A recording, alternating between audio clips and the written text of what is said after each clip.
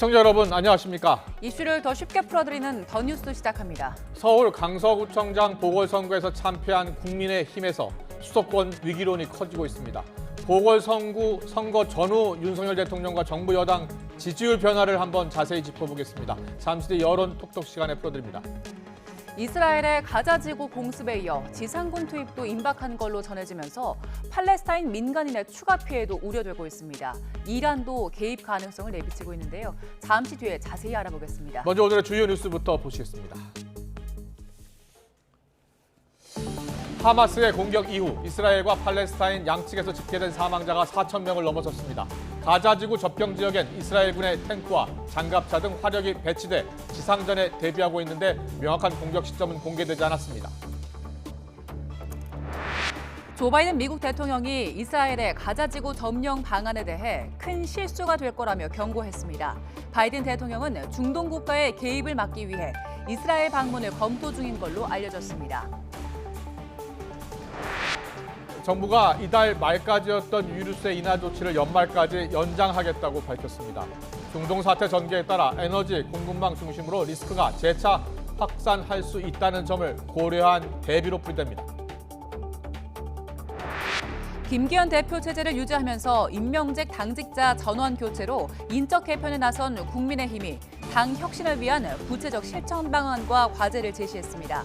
특히 대통령실과의 관계에서 당의 주도적 역할을 강화하겠다고 강조했습니다. 검찰이 백현동 개발 특혜 의혹에 이어서 위증교사 혐의로 민주당 이재명 대표를 또 한 번 재판에 넘겼습니다.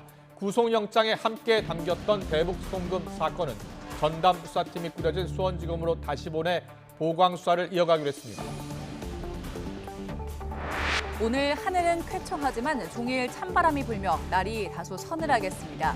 특히 밤사이 찬바람이 더 강해지면서 내일 서울 기온이 8도까지 떨어지는 등 올가을 들어 가장 쌀쌀하겠습니다. 김기현 대표 체제를 유지하면서 임명직 당직자 전원 교체로 인적 개편에 나선 국민의힘은 당 혁신을 위한 구체적 실천 방안 또 과제를 제시했습니다. 대통령실과의 관계에서 당의 주도적 역할을 강화하겠다라고 했는데요. 관심이 쏠렸던 신임 사무총장엔 TK 재선 이만희 의원이 임명됐습니다. 국회 취재기자 연결합니다. 정현우 기자. 네, 국회입니다. 네, 서울 강서구청장 보궐선거 패배 후폭풍에 휩싸인 국민의힘 오늘 오전 구체적인 쇄신안을 내놨다고요? 네, 어제 비공개 의원총회를 열고 김기현 체제 아래에 쇄신을 선택한 국민의힘이 서민 친화적 국정 운영과 상향식 공천 등 3대 혁신 방향을 내놓았습니다. 당 혁신기구 설치, 총선 체제 조기 출범, 인재영입위원회 별도 구성 등 6대 실천 방안도 함께 발표했는데요.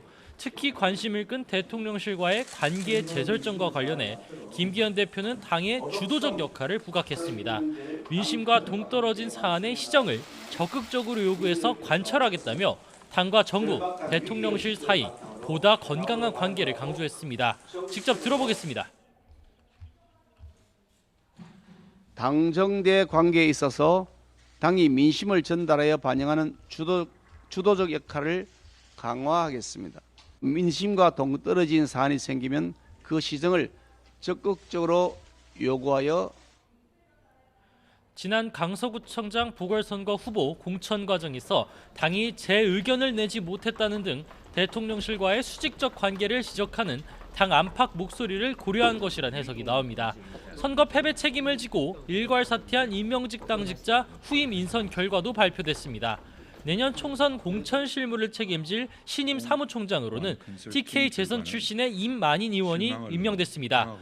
지명직 최고위원은 시각장애인인 초선 비례대표 김예지 의원, 당 싱크탱크 여의도연구원 원장은 수도권 재선에 김성원 의원이 맡게 됐습니다.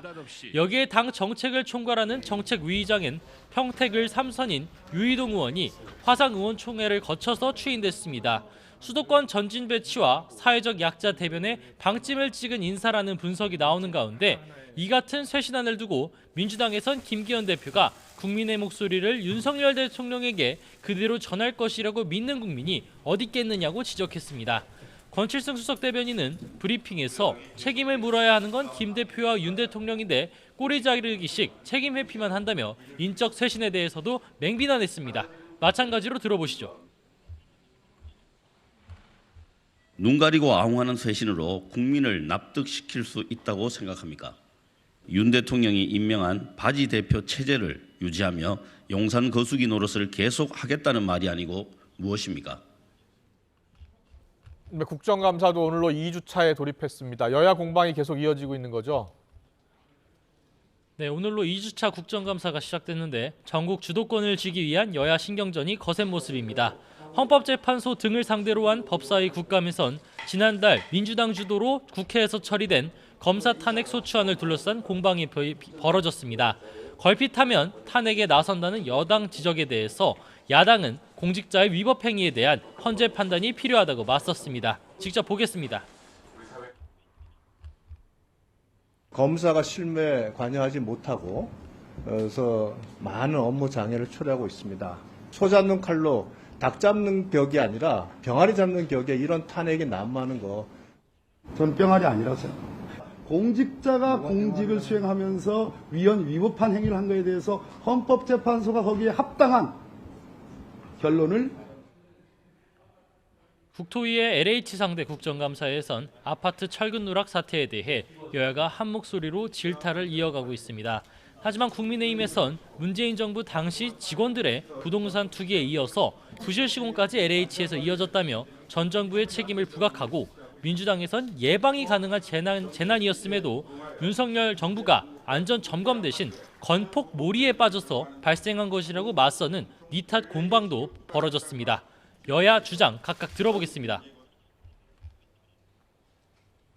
문재인 정부 때 LH 직원들의 부동산 투기 사건, 또 현재 부실 시공, 또 정관업체 특혜 논란 등 국민의 분노를 사는 문제들이 계속 발생하는 그런 근본적인 문제가 있는.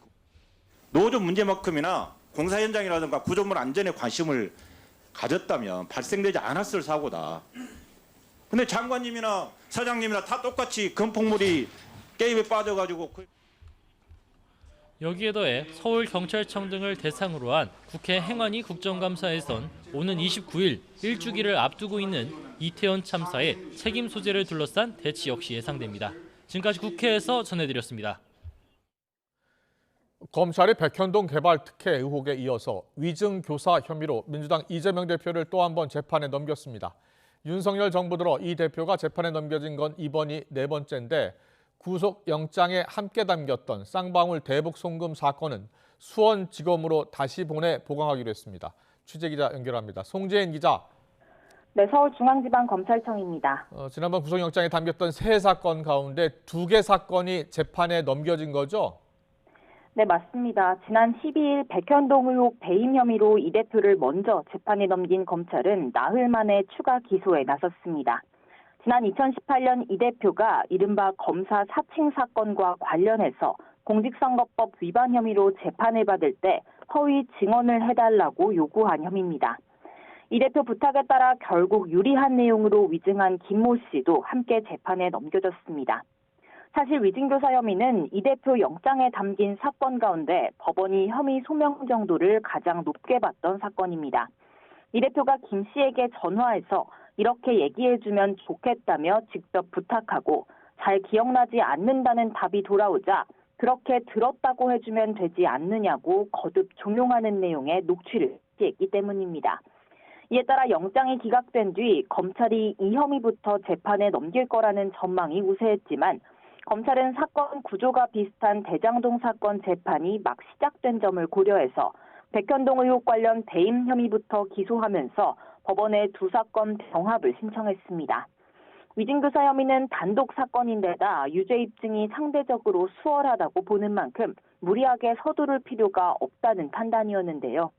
그동안 진행돼왔던 공직선거법 위반 혐의 재판과 대장동, 위례, 성남FC 사건 재판에 더해 추가 기소가 이어지면서 이 대표가 법원을 찾는 횟수도 더욱 늘어날 것으로 보입니다.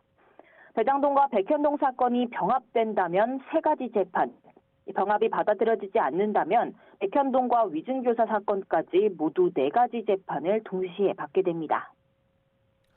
네, 반면 대북 송금 사건의 경우 수원지검으로 다시 돌려보낸 거죠? 네, 검찰은 쌍방울 대북 송금 사건 핵심 인물인 이화영 전 경기도 평화부지사 등 관련자 모두가 현재 수원지방법원에서 재판을 받고 있고 수사도 수원지검에서 이어지는 점을 고려했다고 설명했습니다. 실제 수원지검은 재작년 대선 국면에서 쌍방울 김성태 전 회장이 쪼개기 형식으로 이 대표를 후원했다는 의혹 등 잔여 수사를 진행하고 있습니다. 이 대표 수사를 맡을 전담 수사팀까지 꾸린 수원지검은 특히 이 전 부지사의 구속기한이 6달 더 늘어나면서 수사의 불씨를 살렸습니다. 이에 따라 법원이 이 대표의 관여나 공모 여부에 다툼의 여지가 있다고 봤던 대북 송금 사건을 수원지검이 보강 수사에서 추가 기소에 나설 경우 이 대표는 서울과 수원을 오가면서 재판받아야 하는 상황에 놓일 수도 있습니다. 여기에 수원지검은 배우자 김혜경 씨 법인카드 유용 의혹뿐 아니라 이 대표가 이를 묵인했다는 의혹 수사도 맡고 있어 사법 리스크는 쉽게 해소되지 않을 전망입니다. 지금까지 서울중앙지검에서 전해드렸습니다.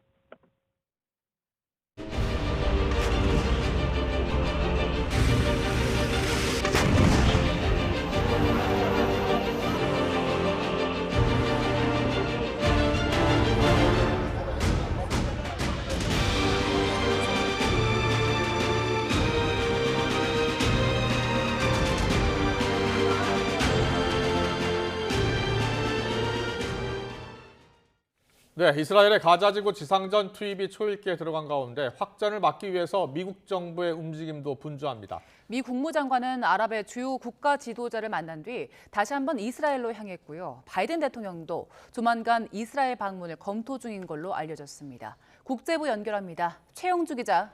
네, 국제부입니다. 네, 이스라엘의 지상전에 임박했다는 관측이 계속 이어지고 있습니다. 이 시각 현재 분위기는 어떻습니까? 네, 현재 가자지구 접경 지역에 탱크와 장갑차 등 화력이 집중 배치돼 본격적인 지상전을 예고하고 있습니다. 이스라엘군은 앞서 가자 지역 주민들에게 우리 시각 어제 저녁 7시까지 대피하라고 거듭 통보했습니다. 때문에 이스라엘군이 곧 가자시티에 대한 지상전에 나서는 게 아니냐는 관측이 나오지만 명확한 시점은 아직 공개되지 않았습니다. 이스라엘의 이번 작전은 2006년 레바논 침공 이후 최대 규모의 지상작전이 될 것으로 예상됩니다. 이스라엘이 가자지구 지상전에 병력 수만 명을 투입할 것이라고 외신들이 보도했는데요.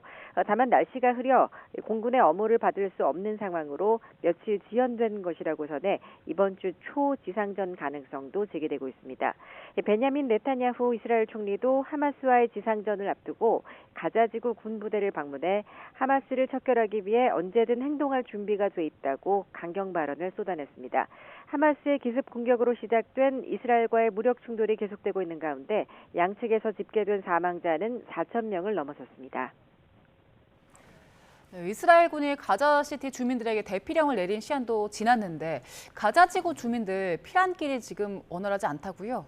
네, 그렇습니다. 이스라엘이 가자지구에서 지상전을 예고하고 또 주민에게 대피령을 내렸지만 남쪽 이집트로 연결된 유일한 통행로는 여전히 열리지 않고 있습니다. 미국 CNN 방송 등 외신들은 서방 각국이 가자지구에서 자국민 대피를 위해 이 통로를 열려는 노력이 주말 동안 계속됐지만 외국인 통행마저 원활히 이루어지지 않고 있다고 전했습니다. 여기에 주민 100만여 명이 가자지구 남쪽으로 피난길에 올랐지만 하마스의 만류까지 겹치면서 혼란은 더 커지고 있는 상황입니다. 피난 도중 이스라엘군의 공격을 우려하는 주민과 이동이 어려운 임신부, 장애인 등도 여전히 집을 떠나지 못하고 있습니다. 이런 가운데 이스라엘이 가자지구 남부에 끊겼던 물 공급을 재개했다는 소식이 들렸습니다. AFP 통신 등에 따르면 이스라엘 당국은 현지 시각 15일 가자지구 남부에 물 공급을 재개했다면서 이는 민간인들을 가자지구 남부로 가게 만들 것이라고 말했습니다. 카츠 이스라엘 에너지 장관은 조 바이든 미국 대통령과 베냐민 네타냐후 이스라엘 총리의 논의 이후 물 공급 재개 결정이 내려졌다고 말했습니다. 다만 물 공급 재개가 얼마나 많은 가자지구 주민에게 도움이 될지는 불확실합니다. 네, 지금 지상전을 앞두고 현지 상황이 급박하게 돌아가는 것 같은데요. 바이든 미 대통령이요, 이스라엘을 직접 찾을 가능성도 있다고요? 네, 그렇습니다. 네타냐후 총리가 이 바이든 대통령에게 연대의 의미를 담은 초청을 제안했다고 현지 언론이 보도했습니다. 네타냐후 총리의 한 측근은 이같이 밝히면서 바이든 대통령이 하마스의 기습 공격 뒤 이스라엘을 방문하는 첫 외국 정상이 될 것이라고 말했습니다. 이와 관련해 로이터 통신과 미국 인터넷 매체 악시오스는 바이든 대통령이 이스라엘 방문 가능성을 논의하고 있으며 그 시기는 이번 주 후반쯤이 될 수도 있다고 전했습니다. 악시오스는 이 바이든 대통령의 방문 초점은 이스라엘의 지지를 표하고 또 이란과 헤즈볼라에는 전쟁에 끼어들지 말라는 메시지를 보내는 데 있다고 해석했습니다. 그러나 미국 정부는 아직 이를 공식 확인하고 있지는 않습니다. 이런 가운데 아랍 주요 국가 지도자들을 만나고 돌아온 토니 블링컨 미 국무장관은 닷새 만에 다시 이스라엘을 찾아 중재에 나섭니다. 네, 바이든 대통령이 이스라엘을 직접 방문할지는 지켜봐야 할 것 같고 이스라엘의 가자지구 점령에 대해서 부정적인 발언을 했다고요? 네, 바이든 대통령은 이스라엘이 가자지구를 점령하는 방안을 부정적으로 경고하고 나섰습니다.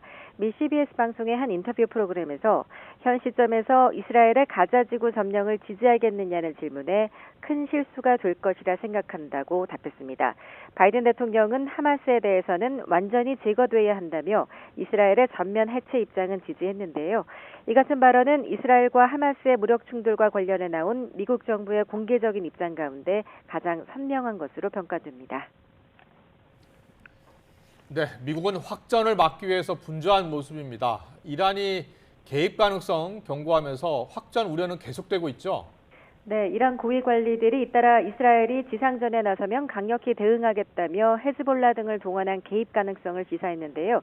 이란 외무장관은 카타르 외무장관과 등과의 회담에서 이스라엘 정권이 팔레스타인에 대한 범죄를 계속한다면 이 지역의 현상 유지를 장담할 수 없다고 엄포를 놓았습니다.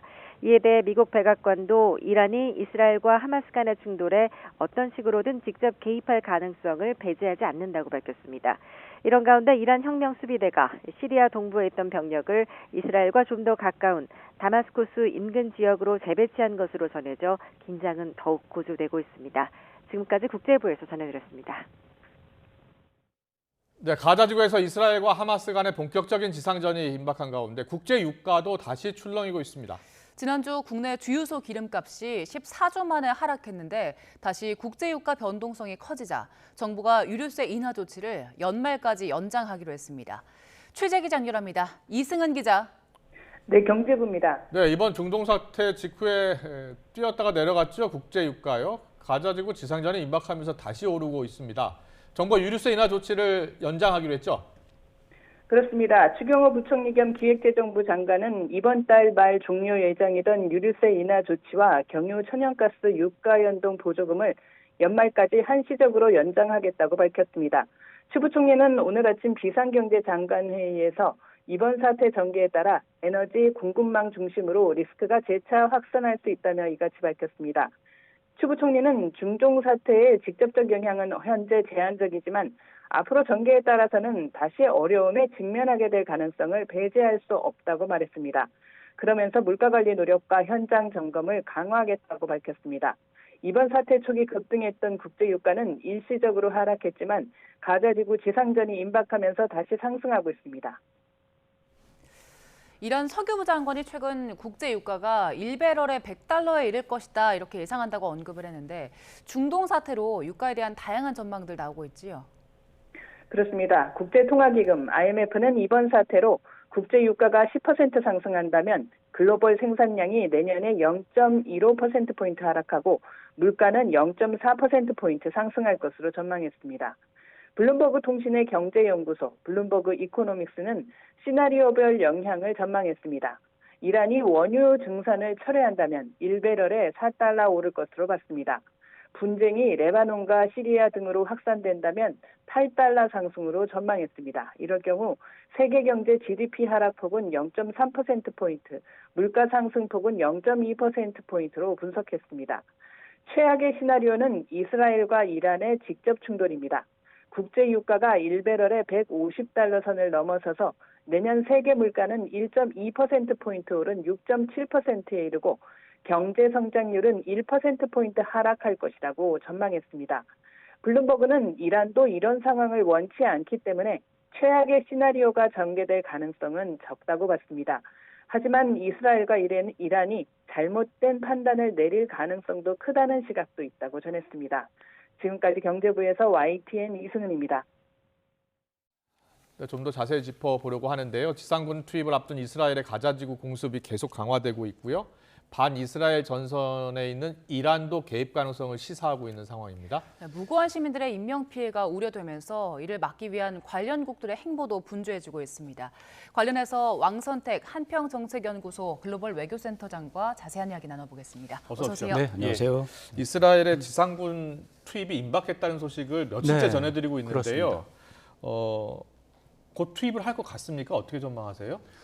투입하는 것은 거의 기정사실이 된 것 같고요. 시간이 언제냐 그걸 보고 지금 따지는 것 같고 이스라엘 쪽에서는 지금 전제 조건으로 보는 것이 이제 그 북부 지역 가자 지구의 북부 지역에 있는 100만 명에게 대피를 하라라고 얘기를 했는데 지금 현재 이스라엘 군 당국에서 나오는 발표로 보면 60만 명 정도는 대피를 시작을 했는데 나머지는 아직 안 했다. 그래서 추가적으로 대피가 필요하다. 이런 입장을 보였거든요. 그렇군요. 40만 명이 아직 그 이스라엘이 생각할 때 지금 이제 베이트 하논 가자시티를 중심으로 한 저 지역에서 이제 군사작전을 할 것으로 예상이 되는 지역이거든요. 그러니까 저기에서 지금 가자지구라고 써 있는 그곳 그것보다 남쪽으로 내려가라는 겁니다. 칸 유니스로 내려가라는 겁니다. 가자시티에서 전쟁을 할 테니까. 지금 이제 와디 가자 저 줄이 쳐 있잖아요. 저 밑으로 내려가면 안전하다라고 하는 게 이스라엘 군 당국의 예고입니다. 그러니까 지금 저쪽으로 내려가고 있는데 40만 명이 아직 내려가지 못하고 있는 상황이니까 이스라엘도 공격의 착수 시점에 대해서 고민하고 있다. 이렇게 봐야 되겠습니다. 지금 가자 지구에 약 230만 명 정도 전체 다 살고 있는데요. 그렇죠. 지금 100만 명 정도가 살고 있는 가자 지구 북부 주민들한테 좀 내려가라라고 얘기하는 지금 60만이 내려갔으니까 40만이 지금 거주하고 있는 거잖아요. 그렇죠. 남아 있는 거죠. 그럼 좀 더 시간을 주겠네요.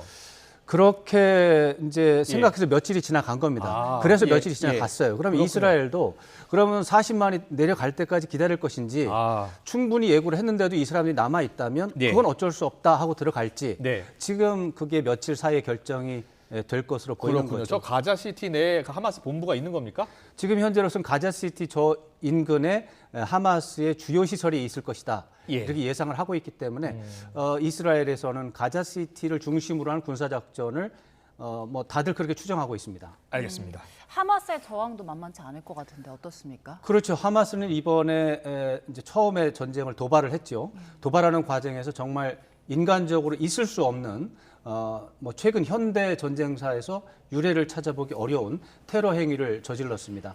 전 세계적인 규탄을 받고 있고요. 그러나 그렇게 했을 때는 2차, 3차 시나리오도 정해놨을 겁니다. 당연히 이스라엘이 무지막지한 반격을 할 것이고 지상전도 할 것이고 그래서 지금 하마스의 경우는 가자시티를 중심으로 해서 지하시설에서 주로 저항을 할 거라는 예상이 가장 유력하거든요. 그 60년대, 70년대부터 사실 이건 북한과 관련이 되어 있는 문제인데 북한이 하마스의 지하 요새 건설에 도와줬다는 이야기가 많습니다. 그런 상황 속에서 지하를 중심으로 저항을 할 것이기 때문에 하마스는 이스라엘의 공격을 유발하면서 그 인간 방패를 사용해서 인도주의적인 참상을 만들어내고 그러면서 이스라엘에 대한 세계적인 규탄 분위기를 만들어내서 이것을 진흙탕 싸움으로 만들어서 이제 최종적으로 정치적인 해결을 모색하는 이런 시나리오를 짰을 가능성이 큽니다. 그렇다면 이스라엘이 전격적으로 가자 지구에 들어가서 군사 작전하는 것은 어쩌면 하마스의 어떤 시나리오에 전쟁 시나리오에 당하는 것일 수도 있어서 그렇군요. 이스라엘이 아마 고민이 많을 것 같습니다. 이스라엘에서는 일단 가자지구 주민들 남부로 좀 이동을 해라라고 해서 계속 대피령을 내리는 상황이고 그렇다면 이스라엘의 최종 목표는 어떻게 되겠습니까? 하마스의 척결과 완전한 분쇄와 완전한 척결 이것이 목표라고 여러 차례 이스라엘 최고 지도자와 군 최고 지도부가 계속 이야기하고 있습니다. 근데 바이든 대통령은 점령하면 안 된다. 이렇게 부정적인 입장을 나타낸 거잖아요. 그렇죠. 어떻게 다른 겁니까? 점령이라는 말의 뜻이 이스라엘 가자 지구에 들어가서 하마스랑 싸우면 안 된다가 아니라 그 안에 들어가서 하마스를 정리한 다음 그 가자 지구를 직접 통치하는 상황이 계속되는 것. 그게 점령입니다. 아. 점령이라는 말의 뜻은 예. 전투 행위라는 말이 아니고 네. 일단 군사작전을 한 다음에 그 뒤에 그 이후에도 이스라엘군이 남아서 점령하는 이제 통치하는 것을 의미합니다. 네. 사실 이스라엘은 2015년까지 가자 지구 안에 들어가서 직접 통치를 했습니다. 그렇죠. 군인들이 예. 그 안에서 이스라엘 군인들이 그 안에서 팔레스타인 사람들을 직접적으로 통제했습니다. 네. 그랬다가 2015년이죠. 2005년에 예. 철수를 한 겁니다. 네. 그 철수를 한 이후에 이제 하마스가 2007년 정도에는 2년이 지났죠. 이제 이스라엘군이 철수를 하니까 예. 어떤 권력의 공백이 생겼죠. 네. 거기를 하마스가 장악을 한 거죠. 예. 2007년부터 그 예. 상태가 지금까지 유지가 되고 그러니까 이스라엘이 하마스에 대해서는 협력할 수 없다. 네. 이제 그 팔레스타인이 둘로 갈라져 있잖아요. 예. 지금 왼쪽에 가자 지구하고 오른쪽 중간에 요르단강 서안 예. 두 군데가 갈라져 있는데 네네. 요르단강 서안은 이미 이스라엘과 협상이 됐습니다. 아. 거기서 협력 관계에 있습니다. 지금 지도에 보면 서안 지구라고 해서 예. 저쪽 오른쪽 큰 부분은 이 팔레스타인 중에 파타당이라고 하는 주류 정당이 있습니다. 네. 그 정당이 통치하는 지역입니다. 네. 저기하고는 협상이 이루어져서 지금 어느 정도는 공존이 이루어지고 있거든요. 예. 근데 서남 쪽에 있는 가자 지구는 그 파타당이 아니라 하마스가 통치하고 있습니다. 예. 그렇군요. 그 파타당하고 하마스가 지금 대결 관계입니다. 예. 파타당이 하마스를 통치를 못하고 있습니다. 예. 그러니까 가자 지구에서 일어나는 행동은 하마스의 판단에서 나오는 것인데 네. 이 부분에 대해서 이제 이스라엘이 다시 2005년 이전처럼 들어가서 직접 통치를 하면 그건 점령입니다. 그렇게 그거 되겠네요. 하지 말라는 겁니다. 그러면 지금. 그렇다면 저 서한 지구를 통치하고 있는 파타 정부가 다시 하마스가 제거된다면 네. 다시 그쪽을 통치할 가능성도 있겠네요. 지금 파타당 내부적으로는 그걸 원할 수도 있겠습니다. 예. 만약에 근데 그렇다면 네. 또 팔레스타인 전체적으로도 문제가 있기 때문에 아. 아마 극단적인 시나리오는 원하지 않을 텐데 예. 현재적으로 파타당은 이미 하마스가 통치하는 가자 지구에는 통제력을 상실한 상태입니다. 아, 예. 그래서 좀 어떻게 보면은 파타당이 가자 지구에 대해서 세력을 펼치려면 이란하고 얘기하거나 네. 하는 방법들을 통해서 가는 것이지 직접적으로는 어려운 상태입니다. 예. 예, 지금 이스라엘군이 하마스 사령관을 사살했다는 보도도 나오고 있고요. 또 그 군사 관련 시설도 여러 곳 네. 파괴한 걸로 알려지고 있는데 네. 지금 하마스 군이 입은 피해는 어느 정도입니까? 판단하기 어렵겠죠. 그것을 뭐 사실 어느 누구도 정확하게 알지 못할 텐데 네. 대체적으로 지금까지 나온 데이터만 보면 하마스 병력 중심으로 해서 팔레스타인 사람이 한 2,500명 정도 사망했습니다. 네. 그 중에 대부분이 하마스 대원일 거라고 생각할 수 있습니다. 예. 그런데 하마스 대원의 총수는 적게 보는 사람은 2만 명, 많게 보는 사람은 4만 명입니다.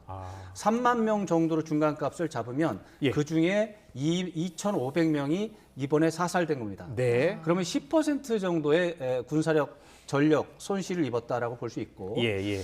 그런데 이제 이번에 이제 이스라엘의 공격은 공습 작전만 이루어졌지 지상 작전은 아직 이루어지지 않은 상태입니다. 네. 공습 작전으로 할 수 있는 건 한계가 있습니다. 50% 이상은 할 수 없다고 봤을 때, 뭐 공습이 모든 것이 100% 이루어지는 것도 아니니까 예. 공습 작전으로 전체적인 타격 비율은 한 30% 이내로 볼 수가 있어서 예. 70%는 좀 남아 있을 것이고, 네. 또 하마스의 기본 전력은 지하 시설에 대한 의존도가 큽니다. 그런데 그것은 아마도 지상군 중심으로 병력 중심으로 본다면 그대로 온전하게 남아 있을 가능성이 있습니다. 예. 하마스는 당연히 이스라엘의 즉각적인 반격을 예상했을 테니까요. 네. 그런 것 저런 걸 종합해서 보면 뭐 20% 이상 파괴하기는 어려웠을 것이다. 그러면 80% 정도의 하마스 병력은 군사력은 남아 있지 않을까 이렇게 거칠지만 예상할 수 있습니다. 이스라엘군이요, 그 하마스의 지하 병력을 알고 있을 텐데 거기에 대한 계획은 없습니까? 쉽지 않죠. 쉽지 않기 때문에 뭐 지하 땅굴에서 작전하는 건 과거에 미군과 베트남의 전쟁에서도 그런 상황이 있었습니다. 예. 생각해 보시면 아시겠지만 미군이 수십만 명의 병력을 10년 동안 쏟아부어서 북베트남을 공격했지만 예. 이기지 못했습니다. 오히려 철수했습니다. 예. 이런 걸 본다면 어려운 작전이라는 것을 예상할 수 있고요. 또 우리 한반도랑 관련이 좀 있는 부분인데 아까도 말씀드렸다시피 하마스가 거점으로 삼는 지하시설은 북한의 기술 지원을 받은 것이라고 하는 분석이 있습니다. 예. 그랬을 때 북한이 지원을 했을 때는 쉽지 않은 굉장히 고도의 어떤 예. 시설을 갖췄을 가능성이 있기 때문에 예. 제가 볼 때는 하마스의 저항도 만만치 않고 그것보다도 오히려 더 인간 방패를 통한 국제 여론에 아마 하마스가 굉장히 그 기대를 갖고 있을 것이고 예. 그것을 지금 기다리고 있는 중일 것입니다. 그러면은 이스라엘이 거기에 역이용당해서 네. 아마 심리전에 빠져드는 결과 그래서 일주일에서 열흘 정도가 아마 고비가 되지 않을까 이런 생각을 하게 됩니다. 그렇군요. 지금 서방 세계에서 가장 우려하는 것 중에 하나가 이란의 개입 가능성, 확전 가능성이에요. 그렇죠. 그리고 실제로 이 전선이 이스라엘 북부 쪽에 레바논까지 넓어졌다 이런 분석도 있던데요. 이란 네. 개입 가능성과 지금 확전 가능성은 어떻게 보세요? 당연히 걱정을 해야 됩니다. 예. 하마스 그다음에 이스라엘 지도 꼭 위쪽으로 위쪽에. 보면 북부 국경선을 보면 이제 레바논이 있죠. 예. 레바논이 있고 오른쪽 끄트머리엔 시리아가 있고 그 아래는 요르단이 있고 네. 이렇게 구성이 되어 있는데 지금 이제 지도를 보면 베이트 하논이라고 한데 저게 네. 제일 북쪽이잖아요. 예. 저 위쪽이 레바논입니다. 그 레바논 전체 구역은 당연히 레바논 구역인데 예. 거기에 그 상당 보면 저 부분 위에 레바논이 있죠. 그 이제 이스라엘의 위쪽에 레바논이 있는데 네. 거기에 상당 부분을 헤즈볼라가 통치를 하고 있습니다. 헤즈볼라는 무장 정파라고 볼 수 있습니다. 예. 물론 레바논의 선거에 참여를 해서 의회 의석도 가지고 있는 정당이기도 합니다만 그렇군요. 예. 많은 나라에서 헤즈볼라는 정당으로 규정하지 않고 예. 무장 세력, 테러 단체로 규정하고 있습니다. 네. 그 헤즈볼라는 또 이란과의 협력 관계를 가지고 있고 예. 하마스와도 협력합니다. 그럼 하마스가 이렇게 극단적이고 비인간적인 작전을 펼쳤지만 예. 연대를 하지 않으면 헤즈볼라가 나중에 도움을 받을 수 없기 때문에 연대해서 공격할 가능성이 있어요. 그런데 이것이 확전이라는 말보다는 예. 하마스가 작전하면 헤즈볼라도 당연히 하게 돼 있습니다. 그리고 헤즈볼라뿐만 아니라 그 시리아에 있는 친이란계 무장 세력이 또 있습니다. 네. 거기도 같이 작전을 같이 합니다. 그렇기 때문에 아직까지는 레바논 남부의 헤즈볼라의 움직임 때문에 확전했다라는 말을 쓰기는 어렵습니다. 다만 이란에서 더 많은 병력을 보낸다거나 예. 다른 지역의 시아파 병력들을 레바논 쪽으로 보내서 헤즈볼라 합쳐서 평시보다 더 많은 병력이 들어온다.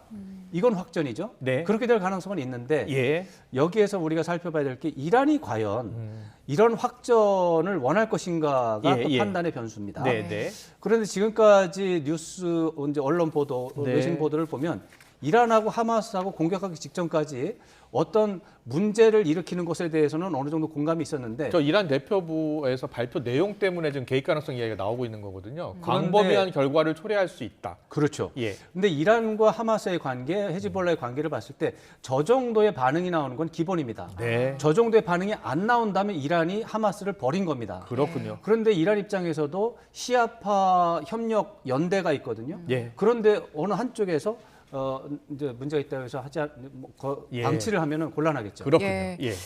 블링컨 장관 다시 이제 이스라엘 찾는다고 하고요. 네. 바이든 대통령도 이스라엘 방문 검토한다는 상황이잖아요. 네. 만약에 이제 이스라엘 간다면 어떤 메시지를 전할까요?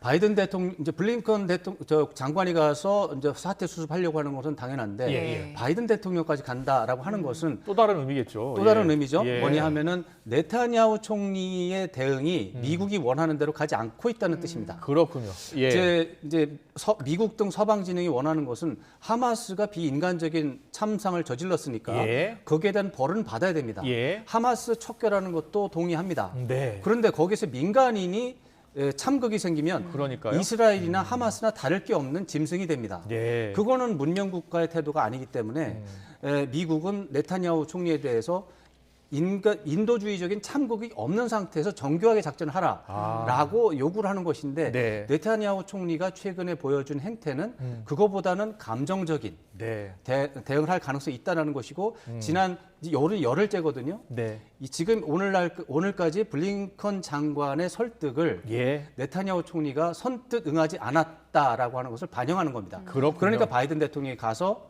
다시 한번 설득을 해서 정교한 작전은 동의할 수 있지만 가자지구 전체에 대한 광범위한 군사작전으로 인한 민간인의 희생은 안 된다.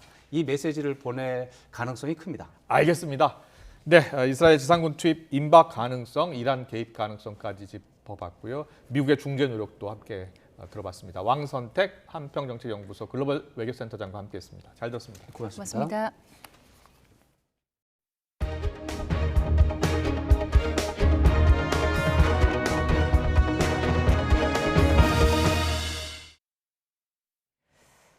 경찰이 수원 전세 사기 의혹과 관련해 공인중개사도 추가 입건하는 등 수사에 속도를 내고 있습니다. 경찰청 관계자는 앞서 임대인 정 씨 부부 등에 이어 공인중개사와 중개보조원 등을 더 입건하면서 이번 사건과 관련해 현재까지 모두 9명을 입건했다고 밝혔습니다. 경기도가 파악한 피해 주택만 40여 채, 피해자도 760명에서 800명으로 추정되는 가운데 경기도는 피해자에게 긴급 생계비 100만 원을 지원하고 피해 주택 건물 관리에 문제가 생길 경우 대비한 긴급 대책 마련에 들어갔습니다. 올해 들어 전세 사기로 피해를 본 이들이 4,400여 명, 피해 금액은 5천억 원이 넘는 걸로 나타났습니다. 국회 행정안전위원회 소속 전복민 국민의힘 의원이 경찰청에서 제출받은 자료를 보면 올 한 해 동안 전세 사기 피해자 4,481명이 돌려받지 못한 보증금은 5,150억 원으로 집계를 했습니다. 또 전세 사기범 2,582명이 경찰에 검거된 가운데 기소 전 몰수 추징 보전액은 1,153억 원으로 전체 피해액의 22%에 불과했습니다. 정부가 소송 지원이 필요한 전세 사기 피해자에게 변호사를 연결하고 수임료를 250만 원까지 지원하기로 했습니다. 국토교통부는 지난 5일 발표한 전세 사기 피해자 지원 보완 방안의 후속 조치로 피해자에 대한 법적 지원을 강화한다고 밝혔습니다. 또 경매 개시를 위한 집행권한 확보와 회생 파산, 공인중개사에 대한 손해배상 청구 등 소송 지원이 필요한 전세 사기 피해자에게 대한변협 법률구조재단과 협업하는 변호사를 연결해주고 수임료는 250만 원 한도에서 지원합니다. 임대인이 사망한 경우 상속 절차가 완료되지 않았더라도 법적 조치를 진행할 수 있도록 대한법무사협회 소속 법무사를 연결해서 상속 재산관리인 선임 청구를 지원합니다. 공기업인 주택도시보증공사 허그의 임직원 120여 명이 1억 5천만 원이 넘는 출장비를 부당하게 타낸 걸로 드러났습니다.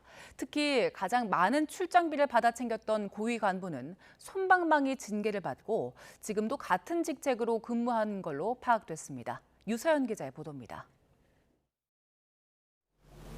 전세 보증금 반환을 책임지는 공기업인 주택도시보증공사. 허그는 올해 초 국토교통부에서 대대적인 감사 처분을 받았습니다. 임직원들이 관행처럼 허위로 출장비를 청구해 빼돌리고 있다는 의혹이 제기됐는데 실제로 127명이 2년 9개월 동안 출장비 1억 5천여만 원을 따로 챙긴 사실이 감사에서 확인된 겁니다. 이 가운데 금융사업본부장 A씨는 지난 2020년부터 2년 9개월 동안 100번 넘게 출장을 다니면서 교통비 800여만 원을 더 받아냈습니다. 본사가 있는 부산에서 서울로 출장을 갈 때 실제로는 비행기나 자동차를 이용해 놓곤 기차를 탔다고 거짓 서류를 제출한 겁니다. 당시 허그 여비 규정을 보면 실비로 청구하게 돼 있는 항공과 자동차 운임과 달리 철도 운임은 정액 지급이 원칙입니다. 또 팀장급 이상은 무조건 특실 요금으로 주게 돼 있어서 A씨는 쓴 비용의 최대 5배가 넘는 교통비를 타낼 수 있었습니다. 허그 측은 과다 지급된 출장비를 모두 회수했다며 감사 이후 철도 운임도 실비로 지급하도록 규정을 개정했다고 밝혔습니다. 이미 과다 지급된 여비를 회수하는 것은 너무 당연하죠. 오히려 중요한 것은 왜 이런 것들을 사전에 예방하지 못했나. 다만 감사는 팀장급 이상에 대해서만 진행돼 출장비를 부정하게 받은 직원이 더 있을 수 있다는 지적도 나옵니다. 더구나 127명 가운데 징계 처분에 이른 직원은 4명뿐이고 그마저도 경징계에 해당하는 경고 수준의 계고였습니다. 특히 부당하게 수령한 출장비가 가장 많은 본부장 A씨는 지금도 같은 직위를 유지하고 있는 것으로 파악됐습니다. YTN 유서연입니다. 2028학년도 대입제도 개편으로 고교 내신 관리가 상대적으로 쉬워지면서 수능의 변별력이 높아진다는 전망이 나옵니다. 내신 부담이 줄면서 수능 준비에 유리한 특목고와 자사고가 급부상할 것이다라는 분석도 나옵니다. 신지원 기자입니다. 2028학년도 대학 입시부터 적용할 개편안이 발표되자 첫 적용 대상인 중학교 2학년 학생들은 당장 고등학교 진학을 놓고 고민에 빠졌습니다. 조금씩 바뀌게 되면서 자사고를 가야 되나 일반고를 가야 되나 계속 생각을 해보게 되는 것 같아요. 고교 내신이 현행 9등급에서 5등급제로 바뀌면 1등급 범위가 상위 4%에서 10%로 완화되는데 상위권 학생이 몰리는 특목고와 자사고의 내신 관리 부담이 낮아지는 겁니다.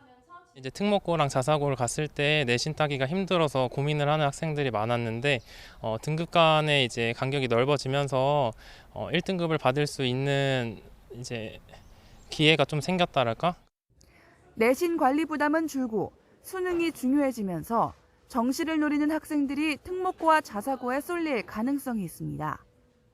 내신은 9등급이 5등급으로 변별력이 크게 떨어졌고 수능은 상대평가가 유지되기 때문에 수능이 상대적으로 대단히 중요해졌다 이렇게 볼 수 있습니다. 다만 내신 관리 측면에서 불리한 점이 줄었을 뿐 일반 고등학교보다 더 유리해졌다고 보기는 어렵다는 평가도 나옵니다. 지금 이제 주요 대학 같은 경우에 1등급을 못 받으면 사실은 어렵잖아요. 무조건 특목자사고가 유리하다더라 그 몰려가면 안 되고 자기가 특목자사고에 가서도 적어도 2등급 이내에 들 수 있는지 34% 이내에 들 수 있는지를 한가름해서 진학을 해줘야 되는 거죠.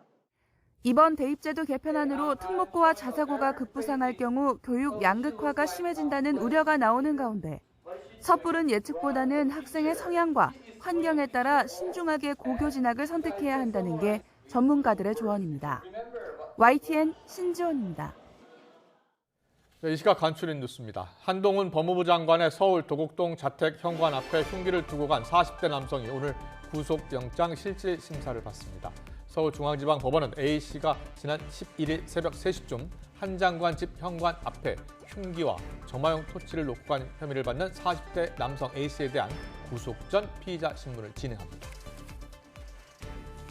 징역을 산 뒤 출소한 성폭행범이 보호관찰관에게 전자발찌를 늘려달라며 욕설하는 등 지시와 감독에 따르지 않았다가 다시 징역 1년을 선고받았습니다.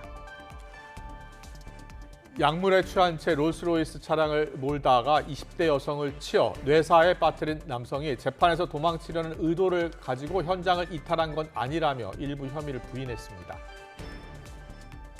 지난해 경기 시흥시 오피스텔 신축 공사 현장에서 50대 중국인 노동자가 빗속에 작업하다 감전사한 것과 관련해 경영 책임자가 안전 의무를 다하지 않은 혐의로 재판에 넘겨졌습니다. 오세훈 서울시장은 이태원 참사 1주기를 맞아 서울시의 대책과 안전 조치에 문제가 없는지 전문가들과 논의하고 평가하는 자리를 만들어 참사가 재발하지 않도록 대비하겠다고 밝혔습니다. 핵무기를 탑재할 수 있는 미군의 대표적인 전략 자산인 B-52 전략 폭격기가 이번 주 국내에 착륙한 뒤 공개될 걸로 알려졌습니다. 조현동 주미대사는 국정감사에 출석해 미국에서 북한 비핵화 가능성에 대한 비관론이 고개를 드는 동시에 한국의 자체 핵 무장론에 대해서도 이전과 다른 기류가 감지되고 있다고 전했습니다. 지난 6월 박테리아 감염으로 쓰러졌던 미국의 팝스타 마돈나가 건강을 회복해 영국 런던 무대에 올라 월드 투어를 시작했습니다. 낮 동안 가을볕 아래에서는 비교적 선선함이 감돌고 있습니다. 현재 서울 기온은 20도를 다소 밑돌고 있는데요.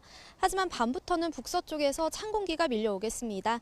따라서 내일 아침은 서울 기온이 8도까지 뚝 떨어지겠고 오늘보다 4도나 낮아지겠습니다. 올가을 들어 가장 쌀쌀한 날씨가 찾아오니까요. 따뜻한 옷차림 하시기 바랍니다. 오늘에 이어 내일도 전국이 대체로 맑겠습니다. 내일 아침 기온은 오늘보다 2에서 6도가량 낮아 많은 지역에서 올가을 최저 기온을 기록할 가능성이 있습니다. 서울 8도, 대관령 2도, 대전 6도가 예상됩니다. 기온이 크게 떨어지면서 내륙을 중심으로는 서리가 내리겠고요. 고도가 높은 산간에는 얼음이 어는 곳도 있겠습니다. 농작물 관리에 신경 써주시기 바랍니다. 하지만 내일 낮 동안에는 기온이 20도 안팎까지 오르며 예년 수준을 회복하겠습니다. 서울 20도, 광주와 대구 21도로 선선하겠지만 일교차가 극심하겠습니다. 다가오는 목요일에는 중부와 호남 지방에, 금요일에는 남부 지방에 추위를 부르는 비가 내리겠고요. 비가 그친 뒤 주말에는 서울 아침 기온이 4도 안팎까지 떨어질 전망입니다. 중부 서해안과 영동, 남부지방에는 초속 15m 안팎의 강한 바람이 불겠습니다. 또 동해안을 중심으로는 너울성 파도도 높게 일겠습니다. 시설물 관리와 안전사고에 각별히 유의하시기 바랍니다. 지금까지 YTN 원희다입니다. 서울 강서구청장 보궐선거에서 참패한 국민의힘에서 수도권 위기론이 커지고 있습니다. 보궐선거 전후 윤석열 대통령과 정부 여당 지지율의 변화를 자세히 짚어보겠습니다. 잠시 뒤 여론톡톡 시간에 풀어드리겠습니다.